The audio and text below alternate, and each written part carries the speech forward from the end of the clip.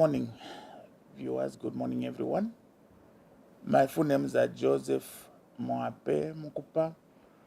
This is my lovely wife, Mercy Banda Mukupa.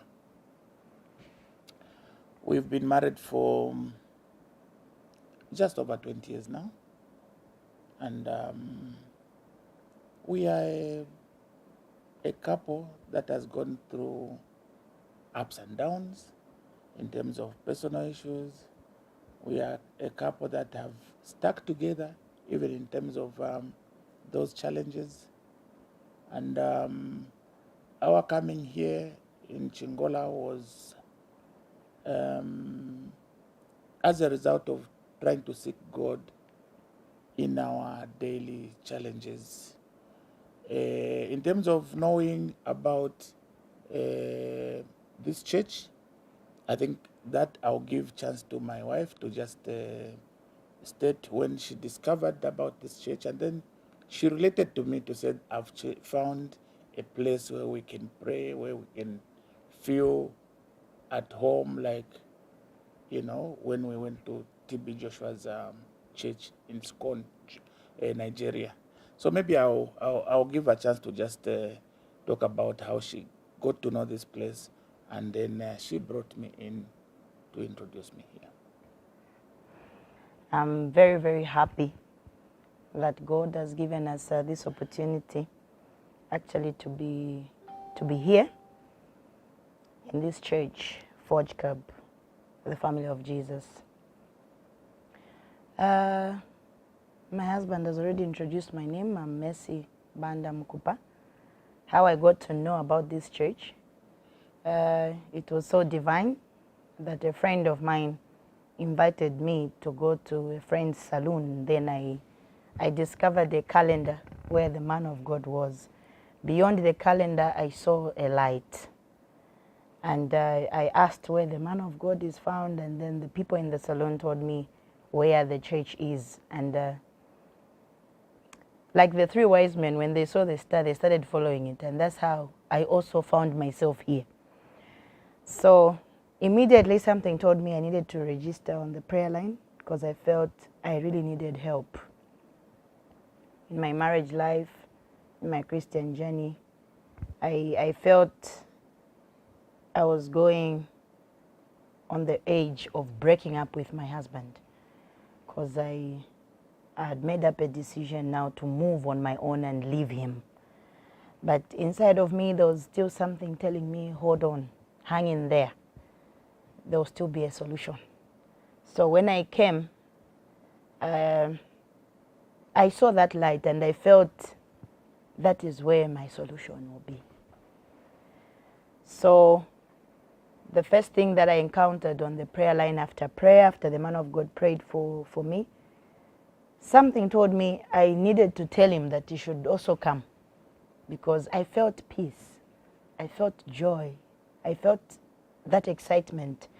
And I remember when I called him, I think even him, he could tell that during our conversation, our communication, there was some change, even in the tone of my voice. There was just that excitement. From there, that heaviness that I used to feel, that anger in me, and even the decisions that I made a decision to break up with him.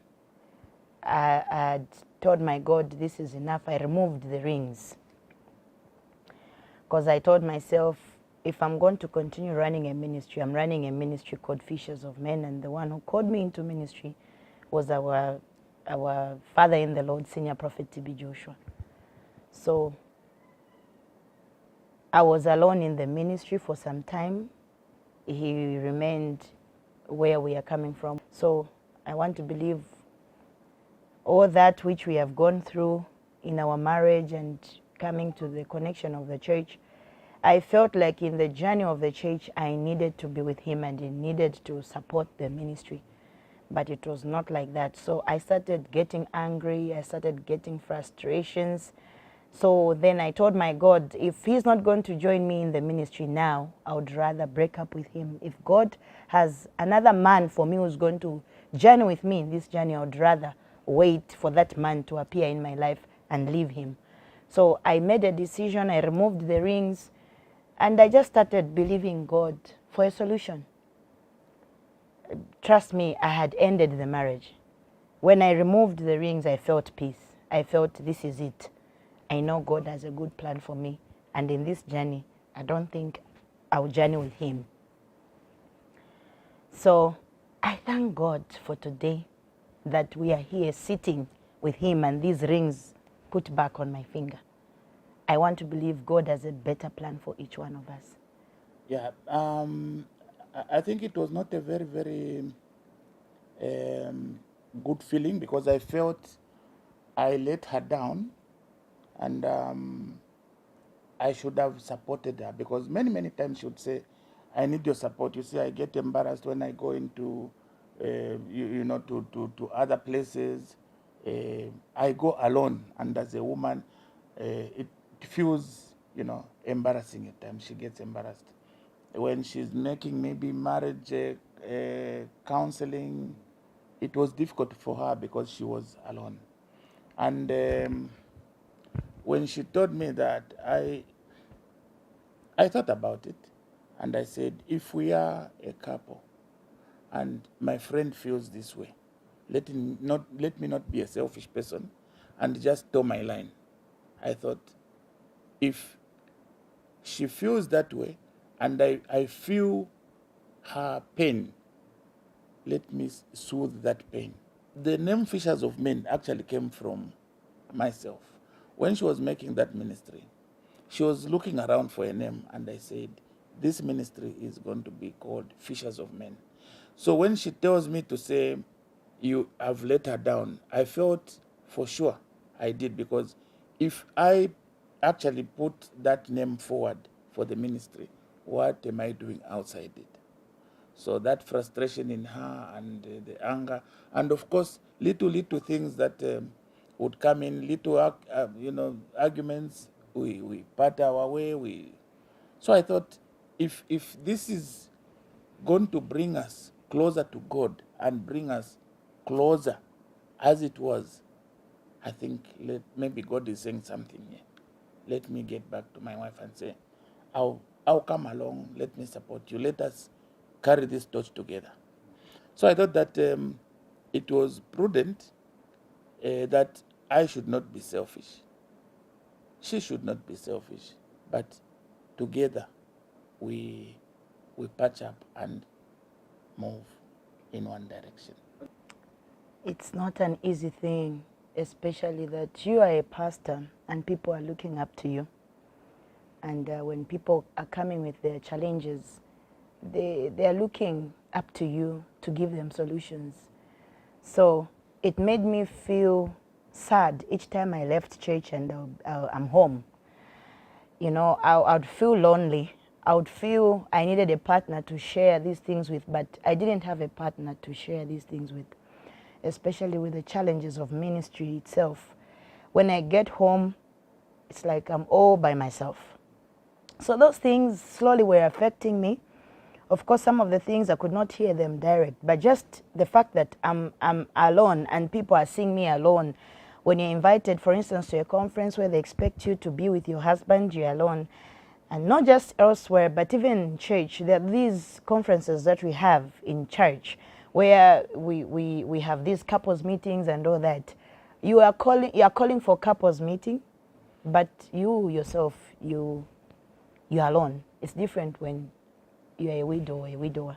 But I have a husband who is alive, and they see you separate. This one is going to another church, you are going to another church. And I will keep on asking God. God cannot give us a ministry just to come and divide us. No. So that really, really affected me, especially that some things you would not hear them, but you could see that even the people that you minister to, somehow they would be affected when they see you alone. I remember we had one couples meeting, which was very, very nice. But when it ended and I sat down to watch, couples were happy together, dancing together, but I was alone on the table. I was looking at myself, and You know, from the outside, I would try to portray everything is okay, but inside I was burning. I was crying inside. So most of the times I would cry. So I got to the level where I started getting frustrated in the ministry, you know, where I started asking God, okay, I'm not going to give up on ministry, but all I need is someone who I can move with. And trust me, I started thinking maybe there's another man who should move with me in the ministry and not him. So there was a lot of pain within me, but from the outside, I kept on pretending all the time that things are okay. But things were not okay. I really needed his support. I really needed a friend in him. After ministry, we need to sit together, share the challenges in the ministry and all that, but there wasn't that for me. So eventually, I started feeling frustrated with ministry.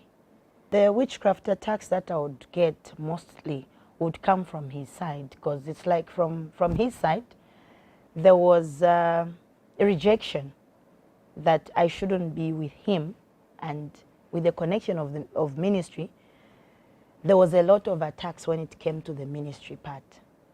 So there are times when I would experience rejection even from him.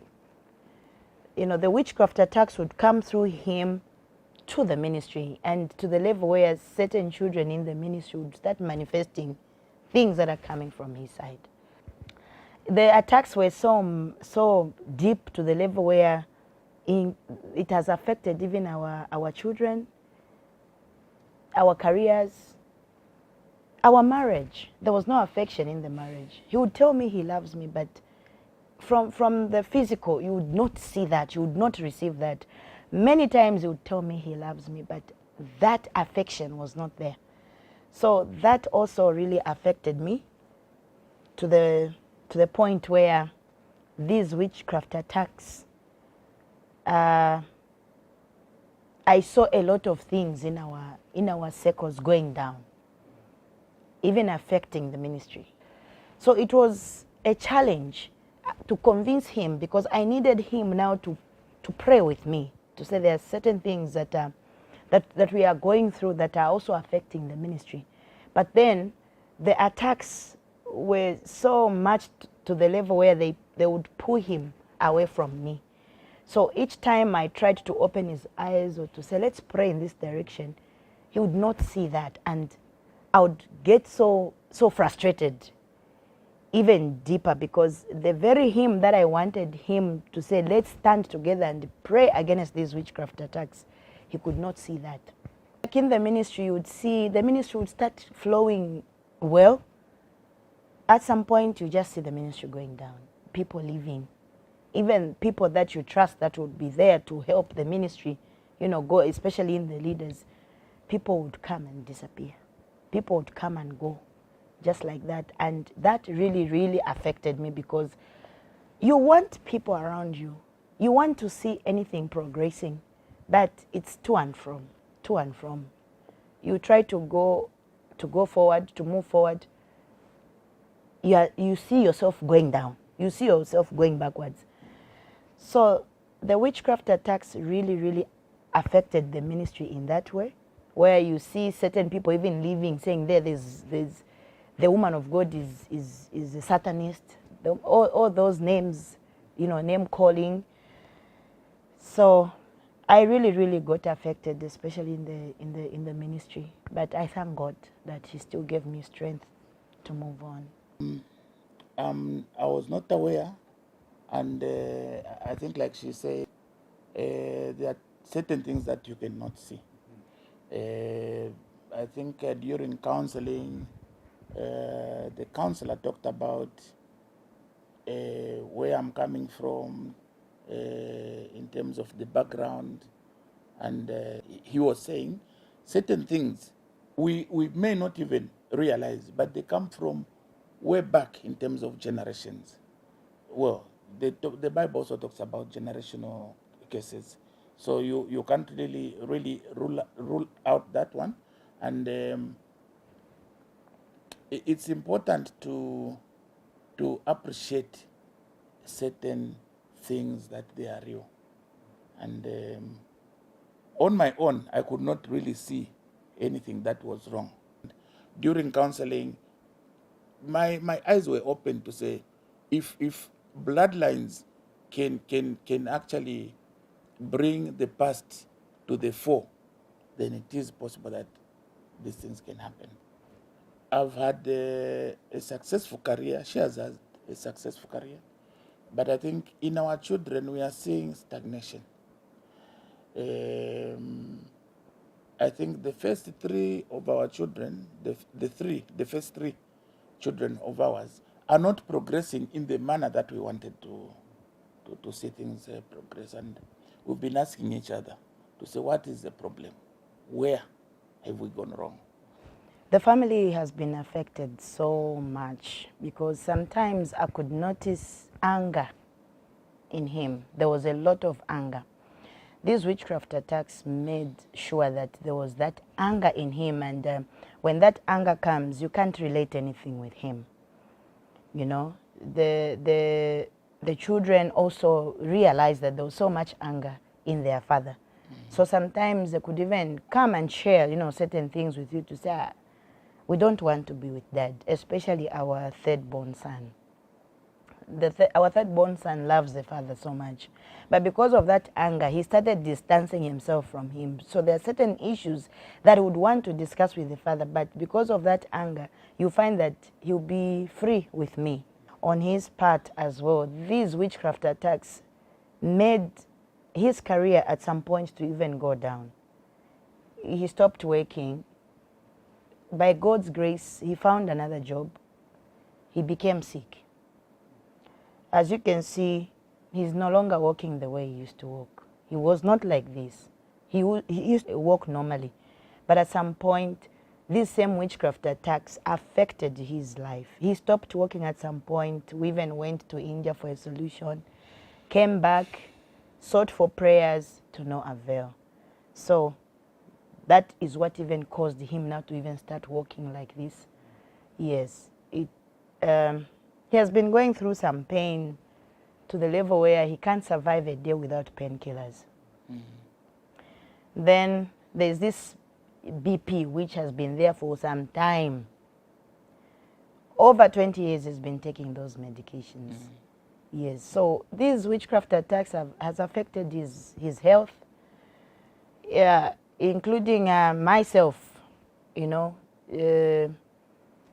at some point, even me, I had a lot of challenges in my career to the level where I stopped working for the past 7 years. So this year, that's when I was transferred to Chingola. And we came to Chingola, I think, end of January. That's when I reported. I can safely say we are just here, I think, for 2 months. Then we were connected to this church. So even our coming here and the Lord lifting my career, it's a great blessing. So our careers have been affected highly. Financially also, you find that we have projects here and there. They would not move the way they're supposed to move. There will be a delay in our projects. So we've gone through separations many times. I've gone to the level where I would stay alone. Again, we still find ourselves back together. But God is faithful. Yes. So last week, Sunday, when I invited him, when I said, you need to come and see this church. There's something that I've experienced. You also need to experience the same. Trust me, you will tell me after the service. So we thank God. On the prayer line we were located, and that there was that opportunity where the man of God noticed the rings in his hands. God picked the rings and we put back the rings on our fingers and he prayed for us. From that moment, I thanked God.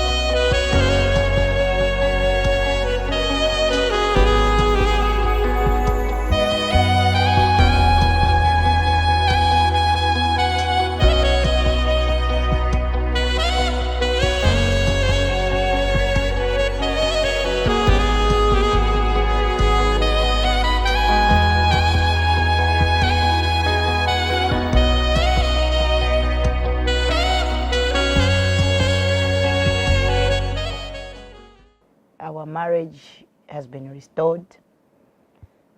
And I want to believe that our ministry will not remain the same. We thank God of TB Joshua. We thank God of Pastor Felix Mulenga, because today we are sitting here talking to the entire world who are listening. There's still hope. Even those marriages that may look like it's not going anywhere, let's run to God for a solution. I want to believe that our restoration of our marriage, there are better things that are coming. There's love. I can see love. I can see unity. I can see intimacy coming back to us. And I believe that better things are yet to come. I want to believe that after this prayer, our projects, our family, our children, even our finances, even his career and my career, even our health will be fine. The experience, I would say, was not any different from the experience we had at SCON, because the activities here are like you are actually out there in SCON.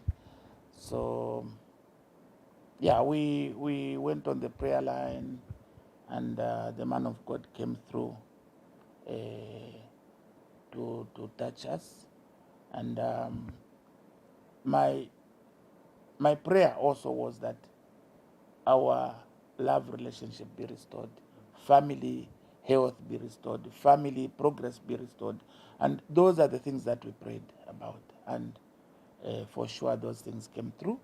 When the man of God came through, I was holding the 2 rings, because I also removed the ring. Okay. I was saying, if my wife, my dear wife, says she has to go in another direction, God will give me somebody else to look after me. So there was that kind of situation. We got to a level where I also started accepting, to say, maybe she's right, let her go her way and let me remain. God will definitely give me somebody else to take over and look after me. So at one time I also removed my ring. But when she invited me, she said, let us, visit this new place, a replica of SCON. I came through, and I held the rings in my hands, and immediately the man of God saw the rings. Even before he could bless us, he told us, get your rings back on your fingers.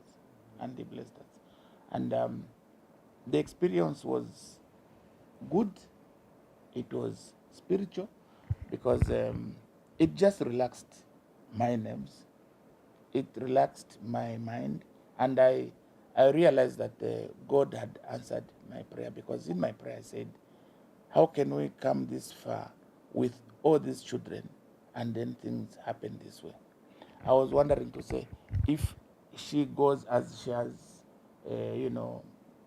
decided, and I go my way, how are we going to look after these children? So in my mind, I was praying to God to say, I should not be selfish in this whole thing. I was praying for her too, that she should not be selfish in her decision. And God has restored and answered that prayer. We are back together. We are happy. Affection is back, and we are in prayer that it will develop to what it was. So I was very happy. I was very happy, because that is a prayer that I've prayed for many years, and seeing that happening, for me, it was a great miracle, because I knew that that prayer that was touching him, that hand that was touching everything that concerns our lives. And for me, it was like a brand new day, a brand new life. Everything was just falling into place, and I kept on thanking God, and I was happy, more than happy. I don't know how I can express it, but I was so happy that finally my prayer was being answered. We are believing God for many things, because the two of us, there's a church that we have to run together. And I believe that now that we are together, two are better than one. And we are agreeing that together now we are going to run this church. And so we are believing God for great miracles. We are believing God for so many things. Our family is no longer going to be the same. Our children, even our extended family, our careers, our finances, we will see a lot of breakthrough. We will see a lot of happiness. We will see a lot of joy because now we have agreed to move together and toe one line. We thank God for that. I just thank God for His faithfulness, because you see, during times of challenges, you don't run away from Him. Go to Him, and I've been on my knees whilst in Lusaka, how to pray. I always tell her to say I pray for her a lot. She may not know. I'm a silent prayer warrior.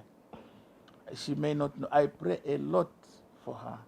There was a time that during my prayer time, I had a dream about her, saving her in a dream, and I shared that dream with her.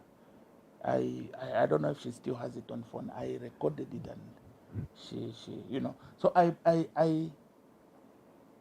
love her a lot. Okay, I've loved her all my time, even during times of challenges. I've never thrown away my love for her. She may have taken off those rings, which are a sign of my love for her, but that has not daunted me, not even a bit, because the true love is not in those rings. The true love is in the heart. And I've always told her to say, my love for you goes beyond what you see. My love for you goes beyond the challenges that we go through. If I were a very, very fake man in terms of love, we're going to break up a long time ago. Okay, it's because of the love I have for her that we've come through all this way. Even when we go through challenges, my love for her has never shaken, because it's not something that you wear and shake off. It's in the heart. That's what it is. Wow. Wow. Wow. This is the place where everyone should be. Chingola. If people don't know about this place, I'm here to tell you to say, come to Forge Camp, the family of Jesus. This is a place of liberty. I have found my solution here. I have found my peace here. I have found my joy here. The Bible says, seek God and you will find him. I have found God in this church of Forge Camp. So my encouragement to the viewers all over the world is that whenever you have a problem, a challenge, especially marital challenge, run to God. Seek for a solution and you will definitely find it. Some people have sought for their solutions in wrong places, but I thank God who showed me that light to say, go this direction. And I took that direction. And here I am. I'm happy today because I looked for a solution from God and not from man.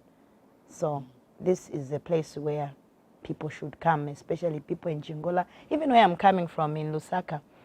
And even to my fellow pastors, there are people who would feel because I'm a pastor and I don't need any, help. Pastors out there who may be going through the same challenge that I was going through as a pastor, run to God and he will show you the direction.